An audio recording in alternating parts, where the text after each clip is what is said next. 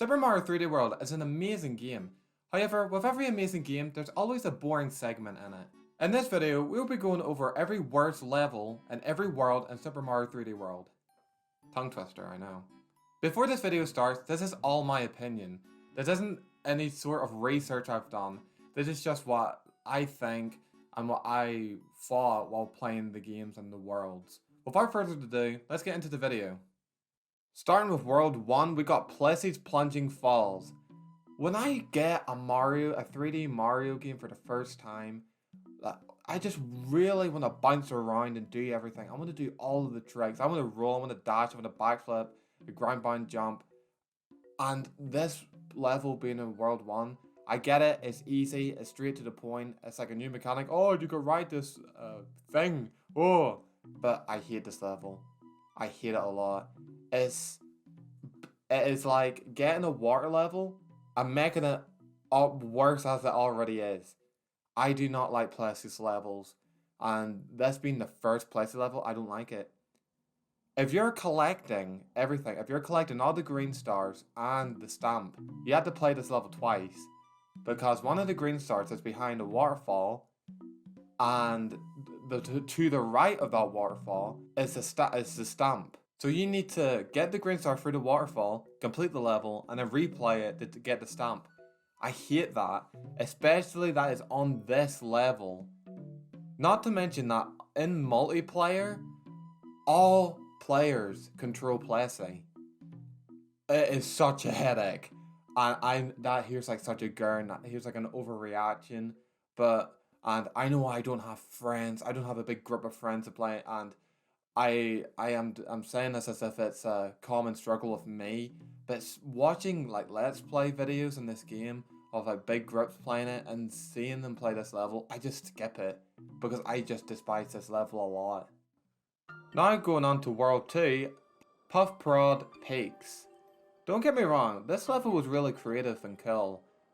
I remember playing this when I was younger on the gamepad and my little mind was completely blown. It was mind-boggling.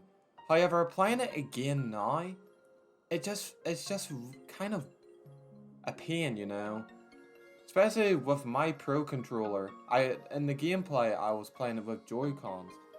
But when I was playing it normally on my Switch with my Pro controller, that was when I realized that my Pro controller didn't have the cursor to push the blocks.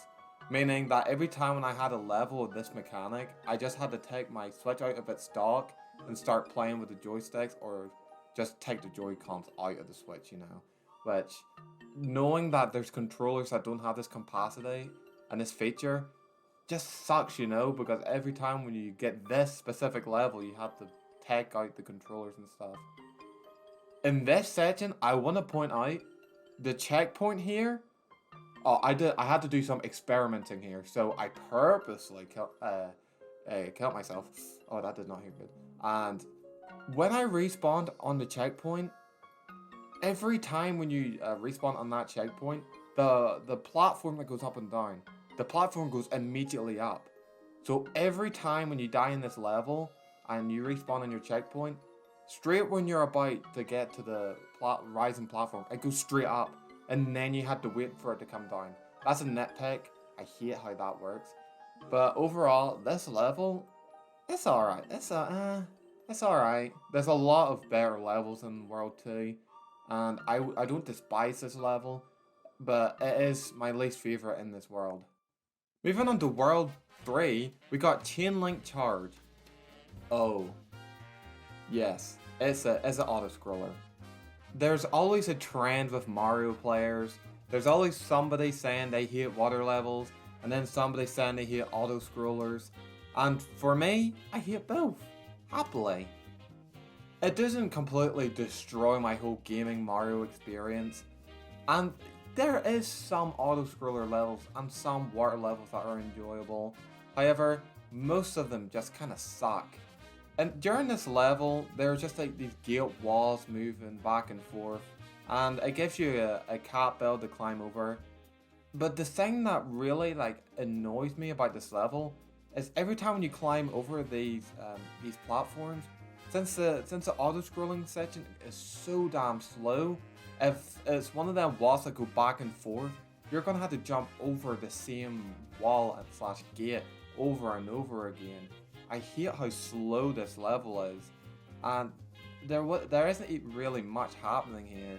It's just cat bell, gates moving up, down, left, right, slow auto scroll, and that's really it. Moving on to World 4, Ant Tripper Hell. I don't hate this level, you know. I find this level pretty enjoyable. However, I do think that it's the most weakest level out of World 4. Looking over World 4, I kind of realized that all of the levels on it was really good. All of them were really enjoyable and cool. However, Ant Tripper Hell had one section that brought it down for me, and this was it. I hated bouncing on this ant. I keep on saying hate a lot. I guess I would just say, I just didn't really like it much. During the clip here, I just damage boost free it. That's just how I cannot stand still during the Mario game. That's just me wanting to get right into the jumps and left and rights and stuff. I just can't keep myself still. Like I said, I don't despise this level. I just find it the weakest out of World 4. And this section is only the only part of this level that brings it down for me. Other than that, the star and, well, the middle section were pretty good. For World 5, I picked Backstreet Bustle, I hope I'm pronouncing that correctly. There isn't much happening in this level. I like the way they tried to do something unique here with this level. It's very short. If you're not collecting green stars or stamps, it'll literally take you seconds. However, this level is built mainly towards the people who are trying to get all of the collectibles. I want to point out that this green star is so corny. Whoever at Nintendo thought that this green star was a good idea, I hope you got slapped. I hope you got slapped at the back of your bald head. That's right, I'm just going to assume you're bald. But other than that, there isn't really much to say about this level. I feel like every other level in level 5 was way better than this one. I will praise it for using more mechanics with the cherry power up. Since it was new to this game, it was really cool to see them try to use it in more levels and try to base a whole level around this power up. However, I feel like the other levels we have with the cherry has done that in better ways. For World 6, I picked Deep Jungle Drift. Not really much happening in this level. Just chilling on a platform made out of wood, logs, with gated walls moving back and forth that you could climb with cat bills that they do give you, and enemies littered here and there. But other than that, it's kind of a slow level with nothing much going for it. The other levels in World 6 just put this level to shame. For Bowser's Castle's world, I chose Rammerhead Rift. I'm surprised that it took this long to get a water level on the list. However, this one, I already knew that this one was going to be here.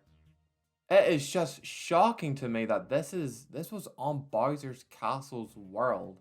I was expecting to be surrounded by lava and just constant dry bones or just, rare enemies. However, a water level? A glitch that caught me by surprise. But that was the only surprise that really got me. Everything else in this level was kind of just slow and pretty boring. Just blippers and liking the name of the level, Rammerheads. And yeah, there was a tiny outside section in this level, which I felt like was really unneeded. I know. It here's really weird of me complaining about a water level for having a section in the level being outside of water, but this section was so short. At least every time you died in this level, you respawned in the outside, and at least you could just burst out in a ton of jumps and backflips, and then went right straight into the water. But yeah, pretty standard level, honestly. Moving on to Bowser's World, we got Deep Water Dungeon. Yay! Another water level! Now, hold on here. I'm not gonna slam on it just because it's a water level. I give all these levels a chance, and I try to enjoy it as much as possible. However, this one just wasn't it. Because not only was it a water level, but it was also a Plessy level. Or Plessy. Yay! I already talked about how much I hate Plessy. Every time when I see Plessy, my joy just gets deleted. I do not enjoy Plessy. And in this level, Plessy felt so unneeded because the section with Plessy was so short. Which you may be thinking that I shouldn't be complaining because yay, less Plessy. But no, because Plessy shouldn't even be in this level to begin with, due to how short the section is with them. But other than that, yeah, the water sections are fine, I guess. The ending was pretty tricky, and it actually killed me a couple of times. Oh, shocker, a Mario Pro down on a level. Moving on to our first bonus world, World Star, we got Rainbow Run, the first level in the Star World. And this started a chain of events that really made me upset. For some reason, all of these levels in World Star, Flower, or just some of them, always repeated this thing where you needed a power up to get a green star. Which, you know, obviously that's okay. But the level that you were playing never gave you that power up. For example, this section here. It requires you to have a fire flower to light the 2 torches to open down this gate that sends you to the green star. However, this level did not have a fire flower. Why would you make this when you weren't going to give us a fire flower in this level? So for the people who did not have a fire flower, had to leave the level, get a fire flower somewhere, come back to the level, and then get the green star. That was a main reason why I disliked this level, and I'm pretty sure there's something else that was in this level I disliked. I can't put my finger on it. Oh well, it might come back to me later on. But the platforming in this level was pretty tricky, especially the ending part. I don't hate it that much because, well, I like a challenge. For World Mushroom, I chose Deep Black Jungle Drift. It's literally that last level I talked about, but with booze, and the level's dark, and there's flashlights, and that's about it. I don't really think I should talk that much about this level, considering I talked about the original one of this one. So yeah. It's basically that last level, but even worse in my opinion. Moving on to World Fire Flower, I chose Honeycomb Skyway. This level looks beautiful, and I like what they did with the bird's POV. And a level that gives you a boomerang flower, count me in, you know? But, it's an auto-scroller. But that's not the reason why I hate this level the most. I find this level one of the weakest ones in the Fire Flower world. Yes, the auto-scrolling is slow. However, the main reason I didn't like this level was because of the fire piranha plants that just slowly floated into frame. And, you know, they're bearable, but they're annoying when they're out of your sight, spitting fireballs, and you don't even see where it's coming from. That was annoying. There was glass pipes that spawned, and if you went in them too early, you would just get spat out at the other end and fell to your death. And that was definitely intentional because Nintendo made these kind of like connections to the glass pipes to stall as much time as you can before you actually like come out at the other end and die. Which I thought that was pretty cool. But I feel like the first glass pipe wasn't intentional for you to go in and die immediately. All in all, this level's pretty good. And that's the end of the list. I didn't talk about World Crown, mainly because there's, I don't know, only one level in this world. And I didn't want to put a Captain Toad or one of the mystery purple boxes on the list because I didn't really want to consider them as actual levels. But yeah, that roughly ends up the video. I hope you guys enjoyed the video. If you did, make sure to hit the like button and subscribe if you haven't already. It really helps the channel. Comment down below on what you think about this list. And please share one of the levels you hate the most down in the comment section. With that all said, thank you all for watching and I'll see you later. Peace.